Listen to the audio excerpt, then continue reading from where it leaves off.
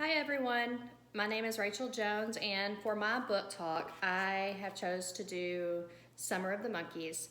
I would easily rate this book a 10.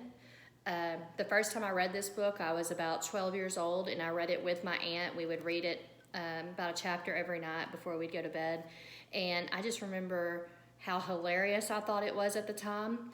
And so whenever I had to go back and read an adolescent book, this one stuck out for me that I wanted to go back and reread since it had been so long. And I'm really glad I did. I loved it just as much the second time I read it as I did the first time I read it. The book is by Wilson Rawls. Most people are more familiar with him with his book, Where the Red Fern Grows. The setting of this book is in Oklahoma back in the late 1800s. The main character, and also the narrative is a first-person narrative, so the main character, he's telling the story. The main character is a young boy whose name is Jay Berry. Jay Berry has a twin sister named Daisy, and he lives on a farm with his mom and dad in Oklahoma. They don't have much money, and Daisy, which is Jay's sister, is crippled. And so most of the family money is being saved to go towards a surgery that Daisy needs. She's supposed to be able to have this surgery in Oklahoma City that will save or make her be able to walk normally again, because it's really hard for her to walk. Jay considers himself the older sibling since he was born first, even though they're twins. And him and his sister has a really good relationship. He's kind of a rambunctious, goes out, boy who likes to play outside all day, always getting into mischief. And she's just a very positive, sweet-natured girl who, really, you can't help but love her character throughout the whole story. And you feel sorry for her that she's dealing with this crippled leg. All Jay wants in life is a pony, his own pony, and he wants his own rifle. But his family, once again, cannot afford to have these things for him because they are trying to save money for Daisy's surgery.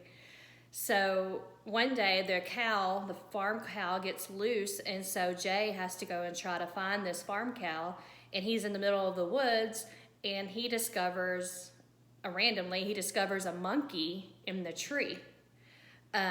He rushes to his grandpa's store. His grandpa owns a store in town, and so he runs all the way to his grandpa's store to tell his grandpa, who's kind of like his partner in crime throughout this whole book. He runs and tells his grandpa about this monkey that he found out in the middle of the woods of Oklahoma, and his grandpa tells him that there were some monkeys that got loose from a circus, and they were actually offering a reward for anyone who could capture the monkeys. So him and his grandpa devised this plan of trying to capture these monkeys, and out of the monkeys, there was one monkey named Jimbo that was supposed to be very smart, the leader of the monkeys, and if you can catch him, you can pretty much catch the others. So it's really just a funny story about how him and his grandfather, they try all of these tricks and things to try to catch these monkeys, and every time he thinks he's about outsmarted the monkeys, they outsmart him. He gets very frustrated with trying to catch the monkeys. And he, at one point, like towards the end of the book, he almost gives up on even trying to catch the monkeys. But the whole time, with everything that he's doing, you can't help but laugh at some of these things that he's doing and the outcome, and how this monkey ends up outsmarting him once again. So at one point, he kind of gives up on even trying to, or being able to catch these monkeys, and a really cold front comes in Oklahoma, and here these domestic monkeys are not used to the cold, and so he's actually able to just lead them back with him. Once it starts getting cold, the monkeys come with him, and he actually gets the reward money for it. I'm not going to tell you, I probably told you too much actually, because I don't want to ruin it with what he ends up doing. Like, all he wanted was a rifle and a pony. And so what he ends up doing with, the reward money that he gets, and just the adventures that he has, it's really a feel-good story throughout the whole thing. Once again, if you've read Where the Red Fern Grows, you might remember how that author could just really pull on some heartstrings through that story, and he does that in this book too. By the end, you're crying throughout the story, you're laughing.